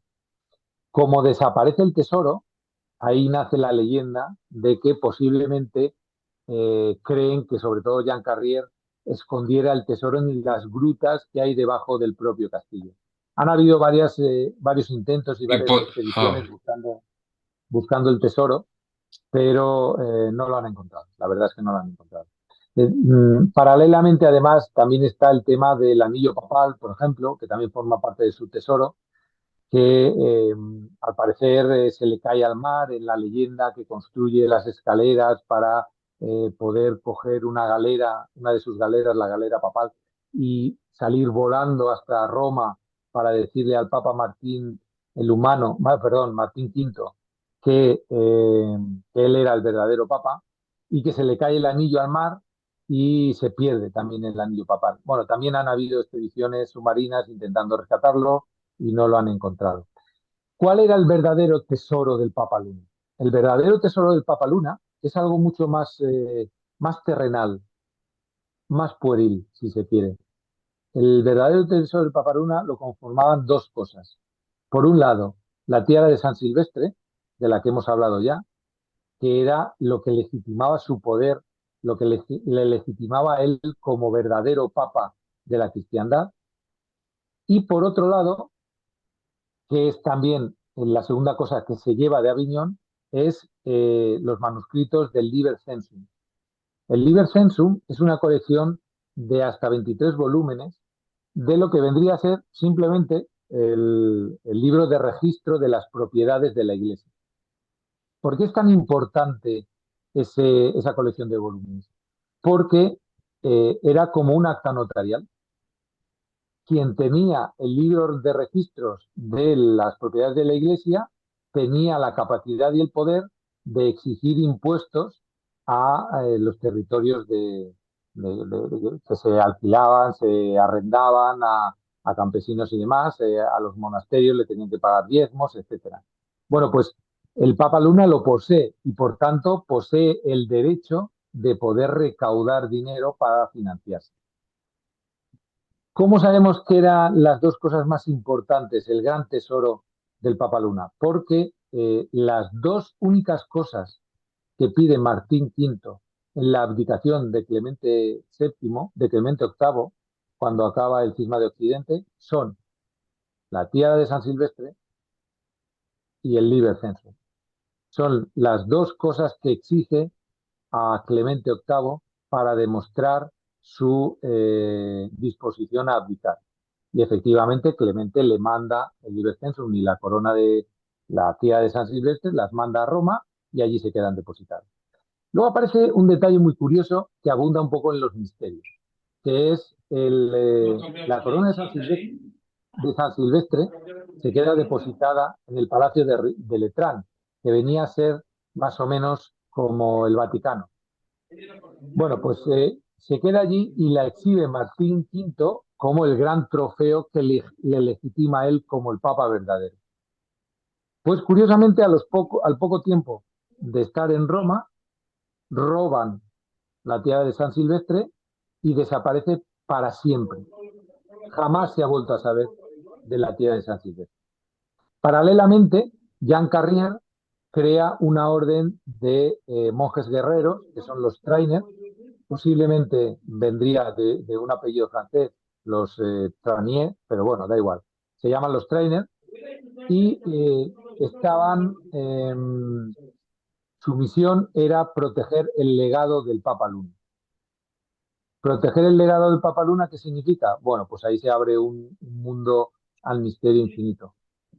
A ellos se les atribuye el robo de la tiara de San Silvestre en Roma y el traslado posiblemente al sur de Francia, donde se mantendría una línea de papas Benedicto eh, escondida que la heredarían desde Benedicto XIII, porque Jean Carrier acaba también nombrando a un Benedicto XIV al que finalmente le destituye y acaba nombrándose Benedicto XIV, de forma que ellos, poseedores de la tiara papal, serían los verdaderos papas de la Iglesia. Se dice que hoy estaríamos más o menos hablando del Benedicto 50 y tanto. Ajá. ¿Y por qué le pusieron el Papa Luna? ¿Por qué tenía el sobrenombre ese? Bueno, básicamente porque el apellido era Luna. Él tenía bien exhibir su apellido por todas partes. Eh, lunas, la media luna creciente era su símbolo en su escudo y la luna la pintaba por todo el techo de la basílica en Peñíscola, la pintó en cuadros, la pintó, la hizo labrar en piedra, es decir, él por donde iba fijaba la media luna demostrando que él era de la familia Luna, que es un poco de donde viene el sobrenombre de Papa Luna. Ajá. Y luego habías citado de que había comido ratas y cómo las comía. Es que, claro, El cómo no lo sé. tú ten en cuenta que comer una rata hoy en día te puede dar perjuicio, incluso matarte, por el veneno, o por la rabia, o por... Vete a saber lo que pueda tener. Sí, además ten en cuenta que estamos en una época de pestes. La peste llega, Claro, y de llega aquel a entonces, Europa, uf, efectivamente, en 1348 es el año en el que llega la peste a Europa. ¿Cómo acaba comiendo ratas? Porque, bueno, o te puedes morir de hambre o comer o lo come que tienes a tu lo que alrededor. pillas, pero claro, Yo lo que no haya me cogido imagino que al nada. cocinar, me imagino que al cocinar las ratas o los pajarillos, pues acabas matando también cualquier tipo de contagio. No lo sé, la verdad es que no sé cómo lo cocinaban, pero el caso es que trasciende que se alimenta de ratas, de pajarillos y de raíces. Bueno, Uf, en torno al papaluna hay sí, muchos sí. misterios, porque, por ejemplo, una de las cosas que sus cronistas y los cronistas después de fallecer eh, normalmente hablan es del olor, ¿no? Del buen olor que emana el cuerpo yacente y fallecido del Papa Luna. De forma que cuando muere, cuando se dice que ha muerto, los cronistas dicen que por Peñíscola había un olor muy agradable que lo inundaba todo. Y esto no solo en Peñíscola, cuando trasladan por orden de Rodrigo, de su sobrino, el cuerpo a Illueca, de donde era natural el Papa Luna, también a la llegada a Illueca, los cronistas de la ciudad hablan de que un olor bueno, agradable, que todo el mundo gustaba, se expande por todo Illueca. Y luego hay varios episodios a lo largo de la post-vida del Papa Luna que también se habla de este tipo de olor. Hombre, también se habla, por ejemplo, de milagros incluso, ¿no? De cómo acaba con una plaga de arañas en Peñíscola, en la propia basílica, gracias a los rezos. Le llaman a él como último recurso y rezando logra acabar con esa plaga, ¿no?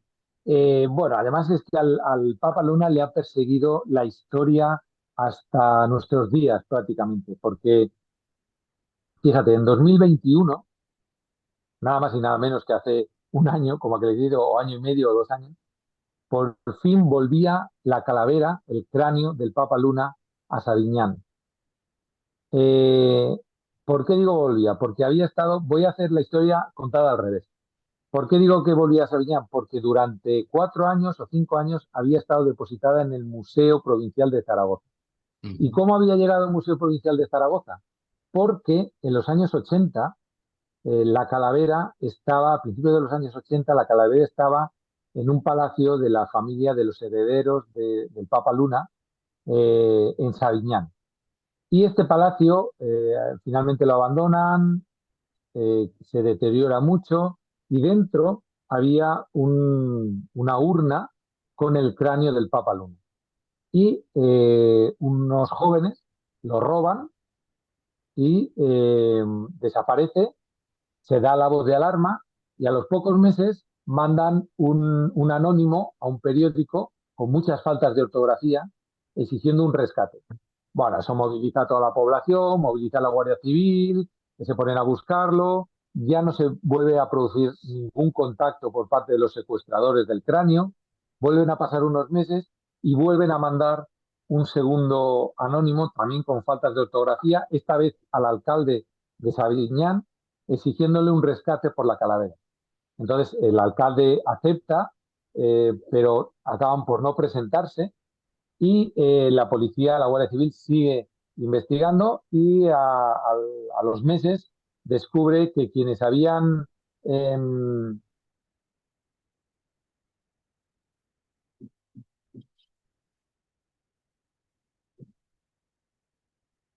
vale. Pues los secuestradores, la Guardia Civil sigue investigando, los secuestradores acaban siendo detenidos y eran pues unos jóvenes que más o menos habían querido hacer una gamberrada, la habían llevado hasta el final y no sabían cómo salir de aquello. Total, que al final recuperan el cráneo, lo mandan a Estados Unidos, bueno, lo mandan al Museo de Zaragoza, al Museo Provincial, de allí lo mandan a Estados Unidos para cotejar el ADN para saber si era efectivamente el del Papa Luna y el ADN determina que sí, que efectivamente son los restos del Papa Luna y se queda, lo devuelven al Museo Provincial y se quedan depositados allí en Zaragoza. Pe- ¿Cómo había llegado? Sí, dime. Un inciso, pero si estaba embalsamado y demás, el cráneo no lo sacaron, estaba sin cráneo. Claro, claro, ahí va. ¿Cómo había llegado Vale, vale, a pues ser sí, solo? sí, sí. Vale, tú sigue ¿Cómo tu había línea. llegado? Sí. Es que sí, había dicho que iba a contarlo al revés, Sí, bueno, por cuéntalo eso, al revés. Venga, sigue sí. donde habías quedado, perdón. Venga. ¿Cómo llega solo el cráneo del Papa Luna al Palacio de Sabiñán?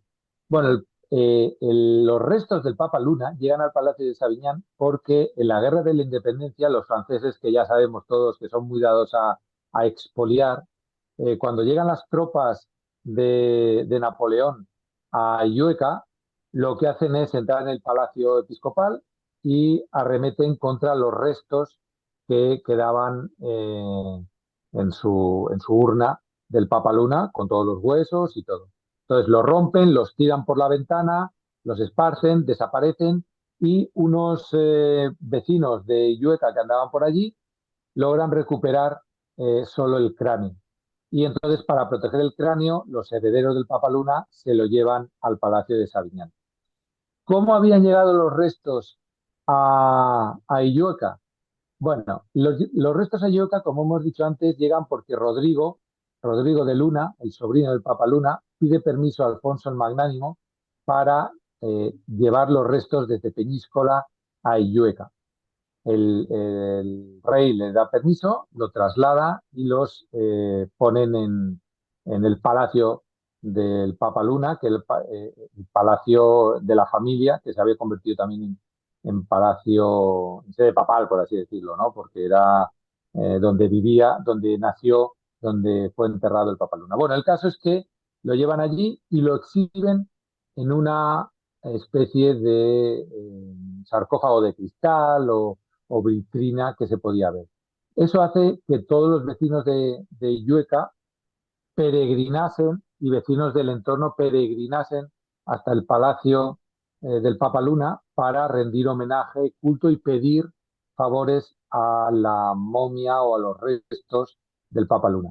Eso llega a oídos de Roma y enfadados por esa popularidad del Papa que había sido declarado por el Concilio de Constanza antipapa, pues hace que desde Roma se mande un legado papal a Illueca para ver qué pasaba va a Zaragoza, investiga por qué hay tanta devoción por Benedicto XIII y cuando llega a Illueca, bueno, cuenta la leyenda que enfurecido rompe la vitrina y rompe también la momia del Papa Luna.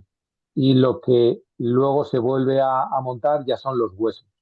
Por tanto, vemos un poco contado al revés cómo efectivamente primero estaba la momia, luego Roma se encarga de que solo queden los huesos, los franceses de que solo quede el cráneo, unos chavales de robar el cráneo y hoy, por fin, en 2021, como decíamos antes, el cráneo se exhibe o está depositado en Sabiñán. Aquí se da una circunstancia muy curiosa, que es que Vicente Ferrer, San Vicente Ferrer, que era amigo íntimo del Papa Luna, según la leyenda, según la tradición, está por ver, pero bueno, dijo que los niños jugarían con la calavera del Papa Luna por haberse negado a abdicar su papado.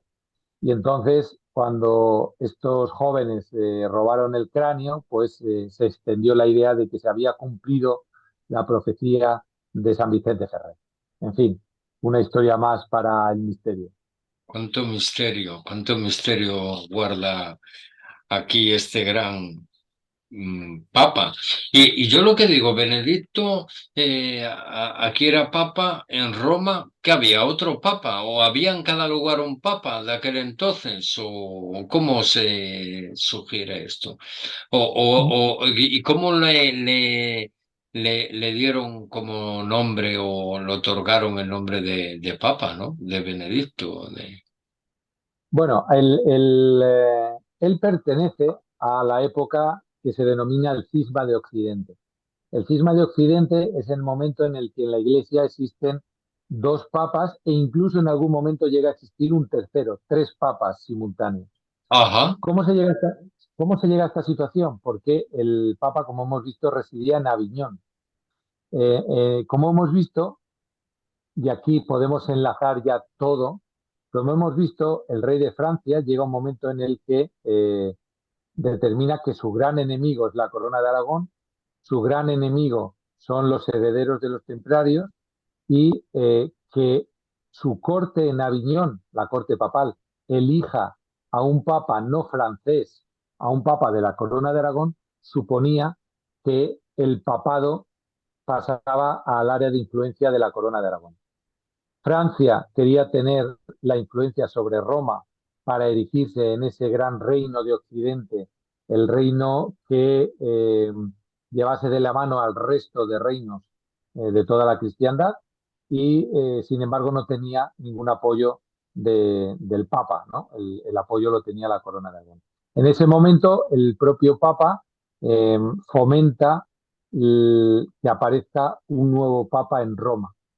Los obispos se reúnen y eligen a un nuevo papa en Roma, los cardenales, perdón, se reúnen, eligen a un nuevo papa en Roma, mientras seguía existiendo el papa de Aviñón, que era Clemente VII, que era el antecesor de Benedicto XIII. Y entonces en Roma eligen a otro papa y existen dos papas a la vez. ¿Qué ocurre aquí? Como decíamos antes, el título de papa es como el título de cura. Eh, Tú nunca dejas de ser papa. Por eso Benedicto XVI ha seguido siendo papa a la vez que el papa actual, eh, que es Bergoglio, era papa. Existían dos papas.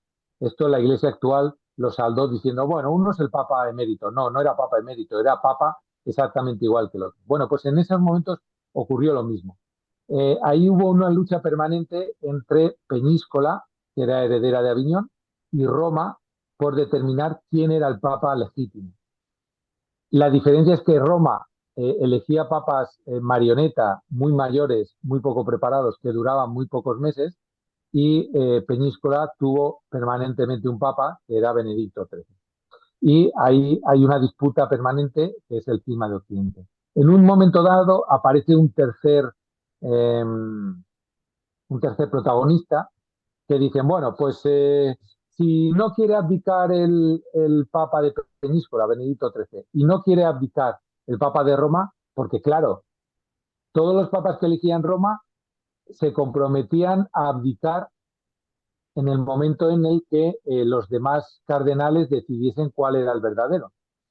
En alguna ocasión se determinaba que el verdadero era Benedicto, pero una vez te dicen papa, nadie quiere dejar de ser papa. Entonces se reúnen otra vez otros cardenales, en esta ocasión italianos, y eligen a un tercer papa a la vez que estaba el de Roma y el de Peníscola. Finalmente, ese tercer papa sí que abdica, el segundo papa en el concilio de Constanza abdica, quien no abdica es Benedicto XIII y el concilio de Constanza elige a otro papa que es Martín V. Seguía existiendo el cisma de Occidente, como digo. Se muere Benedicto XIII y Benedicto XIII elige cardenales para que elijan, colegio cardinalicio para que elijan un nuevo papa, que es Clemente VIII. Sigue existiendo el cisma de Occidente hasta que finalmente Clemente VIII, por orden de Alfonso el Magnánimo, del rey de la Corona de Aragón, decide abdicar y ahí termina el cisma de Occidente y queda un solo papa que es Martín V, el papa de Roma. Pero qué pena que no se quedase aquí y se fuera para Roma, ¿eh? Es una cosa muy... Sí, sí, sí. Eso prefigurará, como digo, vamos a ver, ¿cuándo se acaba el cisma de Occidente? Cuando Alfonso el Magnánimo quiere que acabe. Es decir, Alfonso el Magnánimo está dispuesto a que el Papa no sea de la Corona de Aragón a cambio de tener todo el poder sobre Roma. Y efectivamente, Martín V lo que hace es declarar legítimo el reinado de Alfonso el Magnánimo en Nápoles, que era un punto de disputa, y además pagarle una cuota anual al rey de la Corona de Aragón para que acabase con el papado de Peñíscola. Bueno, pues cuando Alfonso el Magnánimo le dice a Clemente VIII, abdica, abdica. Ahora bien, no había supuesto la derrota de la Corona de Aragón frente a Francia, sino todo lo contrario, porque había demostrado que la Corona de Aragón, que Alfonso Magnánimo, había derrotado a Martín V. Le había entregado la cabeza de Clemente, pero había derrotado a Martín V. ¿Y cómo se demuestra esto? Porque pocos años después hay un papa valenciano, que es Calixto III, que es el primer papa Borgia, y pocos años después hay otro papa, que es Alejandro VI, que es el segundo papa Borgia, que es valenciano y que también corresponde al poder de la Corona de Aragón y en esos momentos ya Corona de ¿Y España. cuánto duraban cada papado? Bueno, duran lo que dura la vida del papa. En el caso de Benito XIII dura pues una eternidad, por así decirlo, porque él vive muchos años, vive hasta 94, pero mientras él vivía en Roma, pues habían papas que duraban pocos Pero era meses. joven, ¿no? Cuando le hicieron papa, No, no, ¿no? Benedicto XIII llega al papado mayor, llega al papado con mediana edad, ya rebasado, muy rebasado los 40. Eh, Bueno, lo pero uf, normal, pero aguanta, sí, eh, sí, sí, hasta aguanta. los 90, dime tú, 40, 50 casi añitos casi 50 años, de ¿no? papado. 50 años de eso, dime tú, ¿quién está hoy en día? Nadie. Pues nadie, nadie. Incluso Pero sin embargo, se los de retiran Roma, antes. se eligen muy, muy mayores, muy ancianos, para que su reinado, a propósito, fuese breve. Por eso se suceden uno tras otro que duran apenas unos meses. Ah, para hacerlo así.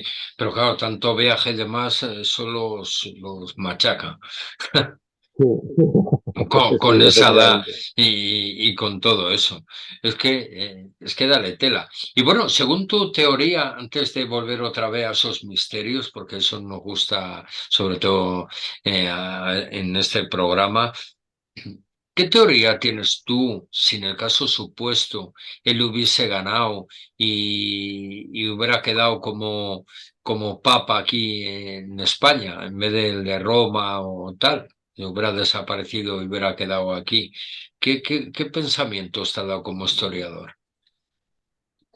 Bueno, realmente no hubiese variado, la historia, porque el, quien al final, con la decrepitud de la edad, toma las riendas de esa política, de esa herencia que buscaba el gran reino en Occidente, quien toma las riendas es Alfonso, Alfonso el Magnánimo y María de Castilla, su mujer, que eran los reyes de la corona de Aragón.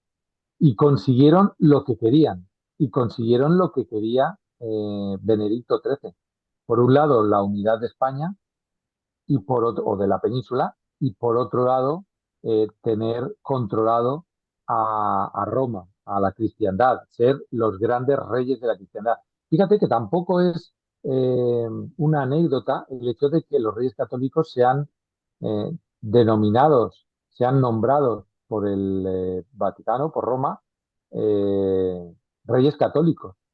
Es decir, son los reyes de la cristiandad. Y, como decía antes, le sucede a Benedicto XIII y a Clemente VIII, le suceden Calixto III y Alejandro VI, que son dos reyes valencianos, que son, perdón, dos papas valencianos, que son dos papas de la Corona de Aragón. Por tanto, yo no creo que hubiese cambiado mucho la historia. Yo creo que lo que la historia le debe al Papa Luna es un reconocimiento de toda la labor que hizo, que yo creo que hemos perdido al personaje histórico y lo hemos reconvertido, como decía al principio de la entrevista, en un personaje anecdótico, en un personaje místico, en un personaje de misterio, ¿no? Ajá.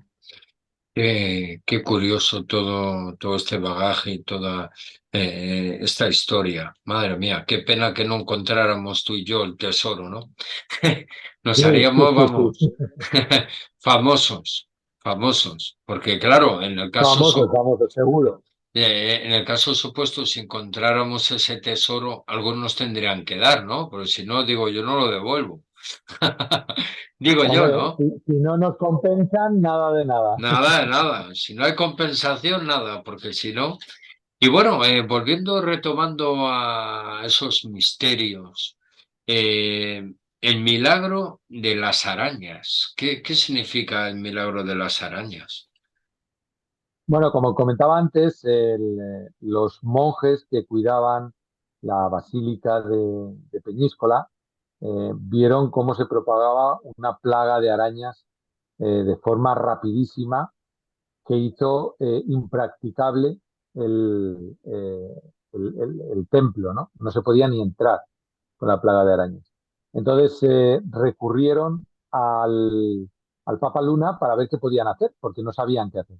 Y entonces el Papa Luna les calmó, se puso delante de la iglesia y se dispuso a rezar y no dejó de rezar hasta que las arañas desaparecieron. Entonces, bueno, pues a partir de entonces el pueblo de Peñíscola le empezó a atribuir ese aspecto milagroso, ¿no? Que tiene la figura del Papa Luna. Yo creo que el Papa Luna, fíjate, a mí lo que más me llamó la atención, pese a conocer al personaje, fue que preparando este libro, yo me desplacé a Peñíscola un día y estuve hablando un poco con la gente y tal. Y me llamó mucho la atención cómo hoy día, los vecinos de Peñíscola siguen rezándole y oraciones al Papa Luna para lograr cosas. Igual que se reza a un santo, pues se le reza al Papa Luna. Y me llamó mucho la atención. Y entonces, cuando estuve también en Illueca, me ocurrió lo mismo. Resulta que allí también los vecinos siguen rezándole al Papa Luna para conseguir aprobar un examen, eh, que sus hijos se curen, etcétera. Y eso demuestra la devoción que ha trascendido los siglos y que ha llegado a través del pueblo hasta nuestros días. Y eso me parece importantísimo, porque eso solo se produce en santos y hay que recordar que el Papa Luna no ha llegado a ser ni beatificado. Es más, sigue siendo catalogado por la Iglesia como antipapa, que es algo que deberían estar demandando las autoridades eclesiásticas españolas a Roma que le quitasen ese título. Ah, qué curiosidades. Y bueno, volviendo a los misterios, mantenerse en sus 13. ¿Qué, qué ocurre con eso de mantenerse en sus Bueno, 13?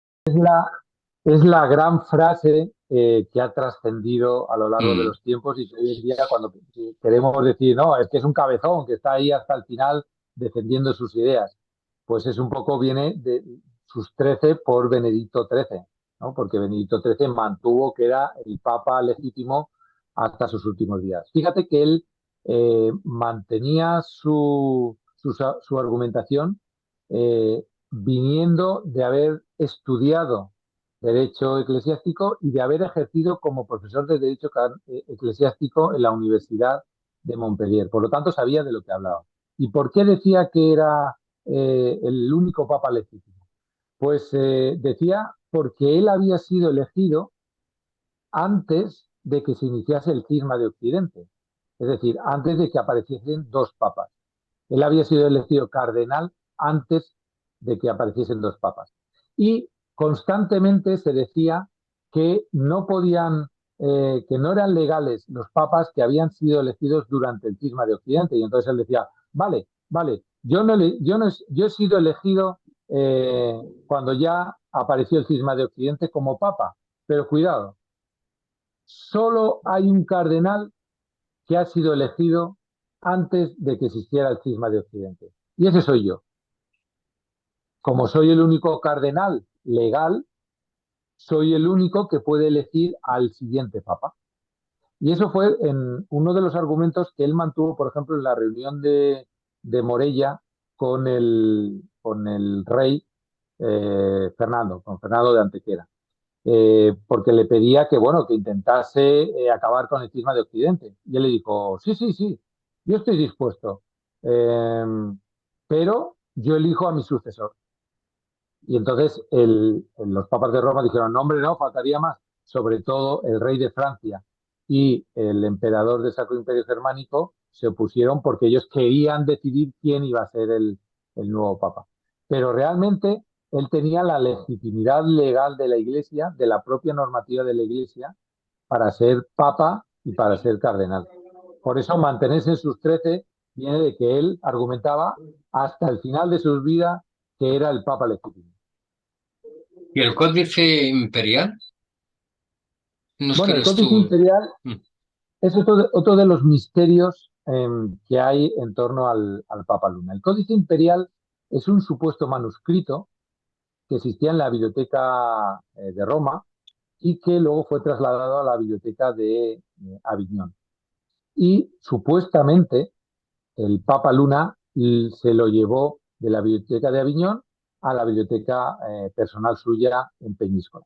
Hay que recordar, hacer un inciso, que la biblioteca del Papa Luna en Peñíscola era de las más importantes de Occidente. Llegó a tener más de 2.000 volúmenes de manuscritos y de incunables.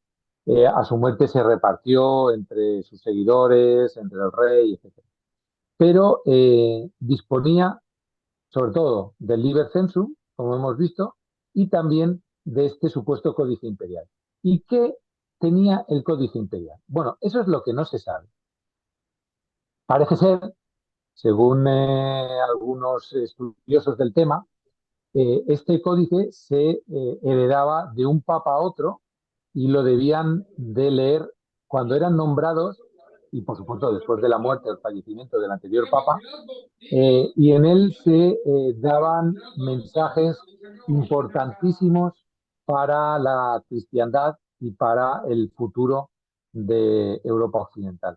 Entonces, nunca se ha sabido el contenido de ese manuscrito. Al parecer, el Códice Imperial venía desde la época de Constantino, del emperador. Hemos visto cómo la madre de Constantino fue la gran descubridora de las reliquias de la cristiandad, fue el que oficializó el cristianismo en el Imperio Romano o los restos del Imperio Romano, y se le atribuye ese supuesto mensaje que solo debían conocer los papas y que el conocimiento de ese mensaje podía suponer una debacle y una anarquía dentro de la cristiandad. Bueno, este tipo de mensajes circulan hasta nuestros días en diferentes ámbitos, ¿no? Pues en la Casa Blanca, el libro Secreto de la Casa Blanca, eh, lo que esconden los Illuminati, los que esconden los masones. Siempre hay un libro que guarda algo que nadie debe conocer porque si no el mundo se viene abajo. Bueno, pues eso se le atribuye al, al manuscrito de Constantino, que además parece ser que existió, porque se guardaba enrollado, era un pergamino que se guardaba enrollado en un tubo y que todos sabían de su existencia y que al parecer desaparece, curiosamente, tras el fallecimiento del Papa Benedicto XIII. Ajá. Y mira, y hablando de desaparecer, digo yo, qué curioso cómo desapareció desapercibido por un pasadizo y encima disfrazado y nadie lo vio. Eso también. Bueno, sí. Fíjate, tiene su explicación, ¿eh? Porque cuando se va de Aviñón, que se va por ese pasadizo, Aviñón, como hemos dicho, el Palacio de Aviñón es muy parecido a Peñíscola y es también muy parecido a Illueca. Entonces, es muy vertical, con unos muros muy anchos. Y en el caso de Aviñón y de Peñíscola, el agua es la gran vía de comunicación en ambas poblaciones. De forma que en Peñíscola es el mar y en Aviñón es el Ródano. El Ródano es un río anchísimo, muy Ajá. caudaloso y navegable. Entonces, ¿realmente cómo escapó? Pues efectivamente, escapó disfrazado de monje, escapó por la noche y hasta el río, donde habían previsto una pequeña embarcación que navegó por la noche por el Ródano hasta Marsella. Y en Marsella le esperaban las galeras de su gran amigo Martín el Humano, que le trasladaron a la Corona de Aragón, donde ya pudo salvar su vida. Ajá, qué bueno. Y bueno, ya para ir finalizando, qué pena, qué pena. Todo lo bueno siempre termina rápido. Se me ha Sí, ido, sí, se sí, me ha pasado efectivamente. el tiempo volado, volado y con ganas de más, de mucho más. Y bueno, sabes que aquí vas a volver otra vez. Ya hablaremos sobre otro libro que creo que tienes, ¿vale? Y ya miraremos. Y Y, muchos misterios, y, y y muchos muchos misterios, Carlos. misterios, y muchos Mira, misterios. entre otros, hay una reliquia, en Ajá, este caso civil, que legitimó a los reyes de la corona de Castilla, que hoy día ajá. se habla poco, salvo en Sevilla, y que tiene un misterio muy interesante, que es la espada de Fernando III el Santo, que está depositada en la Catedral de Sevilla. Ahí lo dejo para cuando me quieras invitar, te cuento la leyenda que hay en torno a ello. Pues qué bueno, pues por supuesto. Y bueno, ante todo, ¿cómo podemos conseguir esta maravilla de libro? Que hay que citar, por supuesto, a la editorial tan buena y grande a nivel nacional y europea, sobre todo para América, Almuzara, esa editorial. Pues sí, la verdad yo estoy muy contento con la editorial, ha hecho un esfuerzo fantástico, estoy trabajando con ellos ya hace más libros y bueno, lo podéis encontrar en cualquier punto, en cualquier librería, en el Corte Inglés, Casa del Libro, donde queráis, tienen el libro y si es en América exactamente lo mismo, porque tiene distribución también en toda América y bueno, pues yo sé que están haciendo un despliegue especial en Sudamérica. Así que yo encantado, estaré encantado de que me puedan leer en aquellos países. También digital, ¿no? Porque hay gente que muchas veces dice, Sí, ay, es que tanto libro, eso es coger polvo, que no sé qué. Digo, polvo no, yo creo que yo soy de los de la antigua Sanza, donde esté el papel que se quite lo digital, porque incluso pierdes mucha concentración con lo digital, porque no estás sí. pendiente, 100%. Yo también soy de papel, faltaría, ¿no? Pero yo también soy Y de yo, papel. Pero lo cierto es que sí, también se lo pueden descargar en digital en todas las plataformas, en Amazon, en Casa del Libro, en la propia editorial, y pueden disfrutar exactamente igual de su lectura. por supuesto, por supuesto. Y bueno, ¿cómo te pueden encontrar? ¿Cómo pueden dar contigo? O preguntarte si quieren alguno, pues a lo mejor te escuche y diga, ah, pues yo me gustaría, aparte que voy a comprar el libro, me gustaría pues preguntarle algo o a alguien a lo mejor también entrevistarte. Bueno, yo estoy en todas las redes sociales porque hoy en día hay que estar, ¿no? Me pueden Mm, encontrar en Instagram, me pueden encontrar en Facebook, en fin, en LinkedIn, cualquier sitio. Y sí, en LinkedIn. Yo estaré encantado de ajá. responder a cualquier pregunta, a cualquier duda, a cualquier necesidad de saber un poco más o cualquier crítica que también será siempre Ujú. bienvenida. O sea que me tienen abierto para todo lo que deseen.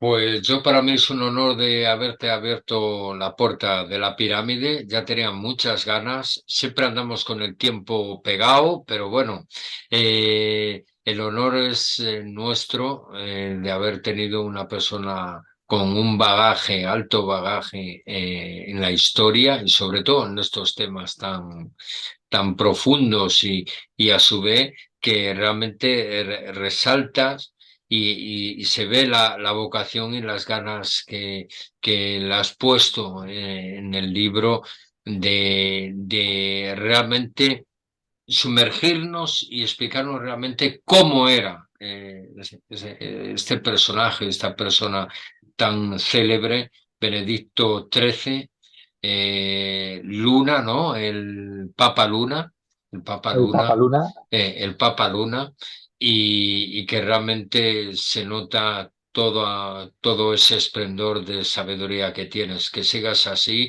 y que nos sigas sorprendiendo. Y nada, a todos los que nos escuchan, decirles que dentro de nada lo volveremos a tener aquí y sobre todo con el libro este de la espada que habías dicho de La Sevilla, Reina de Espadas. La la Reina de reina de Espadas. espadas. Bueno, Es el libro de también en Almuzara y que habla sobre la espada de Fernando III el Santo, que tiene Fernando. también sus poderes, ¿eh? Ah, pues mira. Así que ya tenemos otro tema más de qué hablar. Fuerte abrazo y como dicen en Galicia, apertas, abrazos como los de antes. Un fuerte abrazo. Muchas gracias. A ti. Deseamos que hayas disfrutado del contenido de hoy en nuestro canal de YouTube, La Puerta de la Pirámide. Cada semana te sorprenderemos con nuevas entrevistas, escritores, temas de actualidad, secciones exclusivas, historia, sabiduría ancestral, magia, extraterrestres, fenómenos paranormales, y mucho más. Te recordamos que puedes escucharnos en directo, a través de nuestra emisora turadiovalencia.com. Suscríbete a nuestro canal, y activa la campanita de notificaciones para no perderte ningún programa. Dale like si te gusta el contenido, y compártelo en tus redes sociales. La Puerta de la Pirámide.